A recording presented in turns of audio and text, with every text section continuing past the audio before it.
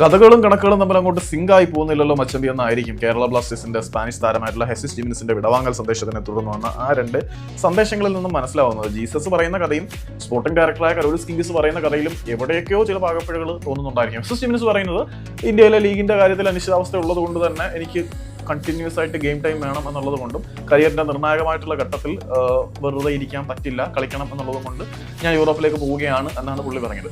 അതിനെക്കുറിച്ച് നമ്മൾ already video ചെയ്തിട്ടുണ്ട്, അതുകൊണ്ടാണ് ഞാൻ പിന്നെ അത് ഇലാബറേറ്റ് ചെയ്ത് വിവരിക്കാൻ നിൽക്കാത്തത്. പിന്നെ കരോലിസ് കിംഗിസ് പറയുന്നതെന്ന് പറഞ്ഞാൽ കേരള ബ്ലാസ്റ്റേഴ്സ് എന്ന ഫുട്ബോൾ ക്ലബ്ബിൽ ഹെസിസ് ജിമിനസ് എന്ന താരം വളരെ മികച്ചൊരു പ്രൊഫഷണൽ ആയിരുന്നു. പക്ഷേ അദ്ദേഹത്തിന് കരിയറിൽ കുറച്ചുകൂടി മുന്നേറാനുള്ള ഒരു അവസരം വന്നിരിക്കുന്ന സാഹചര്യത്തിൽ, അതായത് യൂറോപ്പിലെ ഒരു ടോപ്പ് ഡിവിഷൻ ക്ലബ്ബിൽ നിന്നും അദ്ദേഹത്തിന് ഓഫർ വന്ന സാഹചര്യത്തിൽ അദ്ദേഹത്തിന്റെ ഫാമിലിക്കും കരിയറിനും എല്ലാം നല്ലത് അങ്ങോട്ട് പോകുന്നതായിരുന്നു. അതുകൊണ്ട് ഞങ്ങൾ താരത്തിനെ അങ്ങോട്ട് അയക്കുന്നു എന്നാണ് കരോലിസ് കിംഗിസ് പറഞ്ഞത്. പിന്നെ ആസ് യൂഷ്വൽ ക്ലീഷ്യ സാധനങ്ങളാണ് പറഞ്ഞിട്ടുള്ളത്.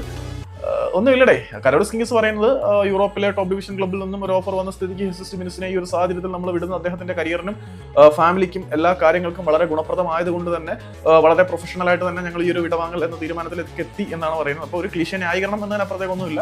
അപ്പോൾ ഇതാണ് ബ്ലാസ്റ്റേഴ്സിന്റെ സ്പോർട്ടിംഗ് ഡയറക്ടറായിട്ടുള്ള കരോലിസ് കിംഗിസിനെ ഹെസിസ് ജിമിനസിന്റെ വിടവാങ്ങലിനെ കുറിച്ച് പറയാനുള്ളത്.